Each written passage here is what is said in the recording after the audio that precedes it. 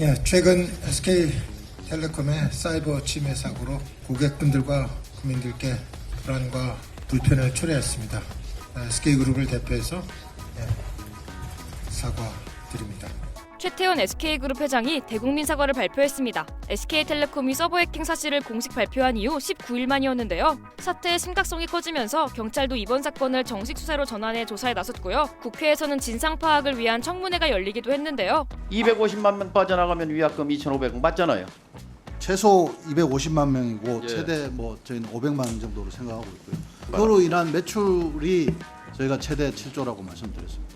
SKT의 미흡한 대응에 소비자들의 분노가 폭발하면서 집단 소송까지 이어지고 있어요. 너무 어처구니 없고 열받아서 소송 동참합니다. SKT 직원입니다. 저도 함께하겠습니다. 미국이었으면 벌금 먹고 망했을 텐데 우리도 본보기를 보여줘야 함. 현재 10여 곳의 로펌에서 집단 소송을 준비 중이라고 하는데요. 집단 소송 전체 참여자만 3만 명에 이른다고 해요. 그래서 크랩이 집단 소송을 준비 중인 한 변호사님께 소송 진행 상황을 들어봤습니다. 17,000명 정도 신청을 해주셨어요. 아무래도 많은 분들이 참여하고 있는 소송이다 보니까 소장 제출 시기도 소송 완결성과 관련하여 조금 고민을 하고 있습니다. 이렇게 많은 소비자가 집단 소송에 참여하게 된 건 우리나라 가입자 수 1위 통신사인 SKT의 무책임한 태도 때문이라고 하는데요. 보이스피싱 사건을 하다 보면 가해자들이 DB를 다크웹에서 구매해와서 구매한 개인정보를 통해서 보이스피싱 범행을 하는 경우가 많습니다. 다만 그 범행이 이루어질 수 있게 하는 건 결국 대량의 개인정보 DB 유출이거든요. SK텔레콤은 유심 정보들을 활용해서 개인으로부터 받은 동의를 통해서 막대한 이익을 얻어가고 있는 거거든요. 그렇다면 반대로 이렇게 개인 가입자들이 불안에 떠는 사고가 발생했을 때는 그에 맞는 책임을 져야 되는 게 맞다고 생각합니다. 개인정보 유출에 이어 SKT의 미흡한 대처도 소비자들의 큰 공분을 샀는데요. 해킹 사고 이후 소비자가 겪은 불편함도 책임을 물을 필요가 있다고 해요. 예전에는 유출 사고가 일어났으면 추가적인 피해자의 조치가 필요한 경우는 없었습니다. 유심을 교체하기 위해서 들인 시간, 유심 교체로 인한 직간접적 피해들 이런 것들이 충분히 소송 판결금에 반영이 돼야 한다 생각합니다. 소비자들이 집단 소송에 참여하는 뜻밖의 이유도 있다고 합니다. 이번에 소송을 통해서 배상금을 많이 받는 것은 목적이 아니다. 다만 국민기업인 SK가 책임감 있는 자세로 배상하는 모습들을 지켜보고 싶다라고 하시면서 소송에 참여한다라는 분들도 계셨습니다. 이번 소송의 쟁점은 해킹 사고에 대한 SKT의 고의과실 여부에 있다고 하는데요. SKT가 기술적 보호 조치를 충분히 시행하고 있었는지가 핵심이라고 해요. 이번 사고로 유출된 유심 정보는 가입자 정보를 관리하는 HSS 서버에 보관되어 있었는데요. 높은 접근 권한을 요구하는 핵심 서버이기 때문에 이 서버가 해킹된 순간 SKT 측의 실시간 모니터링이 이뤄졌는지 또 해킹 이전에 충분한 보호 시스템이 갖춰져 있었는지의 여부가 중요할 거라고 합니다. 집단 소송이 시작되면서 손해배상 규모에도 큰 관심이 쏠리고 있는데요. 법원의 판단에 따라 배상액은 달라질 수 있지만요. 집단 소송 중인 로펌들이 청구했거나 청구 예정인 배상 금액은 개인당 30만 원에서 100만 원 선이고요. 실제로 배상받을 수 있는 금액은 10만 원에서 30만 원 정도일 거라고 해요. 해외의 개인정보 유출 사고 배상 금액과는 크게 차이가 나는 상황인데요. 해외에서는 개인정보 침해에 대한 배상액이 커지고 있는 실정인데 그렇다면 IT가 많이 보급된 현재 국내 실정들을 종합해보면 국제사법 체계에 따라갈 수 있는 판결금이 인정이 돼야 되는 것이 맞습니다.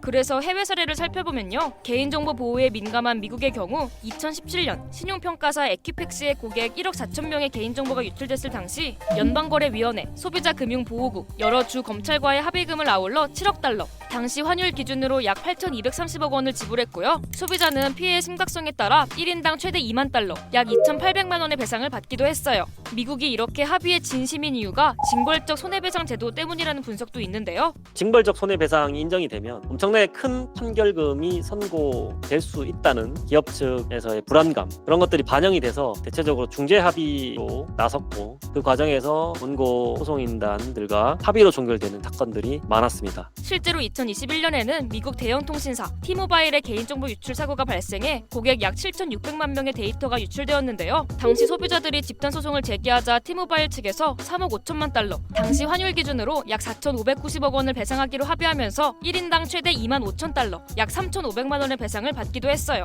이렇게 해외에서는 징벌적 손해배상을 피하기 위해서라도 기업이 책임을 다하는 사례가 나오다 보니 우리나라에서도 징벌적 손해배상을 적극적으로 법적으로 적용해야 한다는 여론도 높아지고 있다는데요. 실제로 SKT 해킹 사고가 일어난 뒤 실시한 설문조사에서 국민 10명 중 9명이 디지털 보안 사고에 대해 징벌적 손해배상 제도 도입이 필요하다고 응답했어요. 사실 우리나라도 2023년 개인정보보호법이 개정되어서요. 개인정보 처리자의 고의 또는 중과실로 인해 유출이 발생할 경우 법원은 최대 5배의 징벌적 손해배상 의무를 부과할 수 있는데요. 고의, 중과실과 같은 법정 요건 성립이 까다롭기 때문에 현실적으로 적용되고 있다고 보긴 어렵다고 해요. 제도가 이제 적극적으로 시행되고 있지 않다 보니까 후속 조치나 예방 조치 같은 데의 비용을 덜 들여도 나중에 소송을 해서 배상해야 되는 금액이 더 적기 때문에 굳이 그렇게 예방 조치를 하지 않는 엄격한 요건을 적용할 수 있는 것이 아니라 특별 구제 입법을 통해 가지고 해당 법을 조금 완화할 필요가 있다고 보여집니다. 여러 법적 쟁점이 맞물려 있는 이번 소송,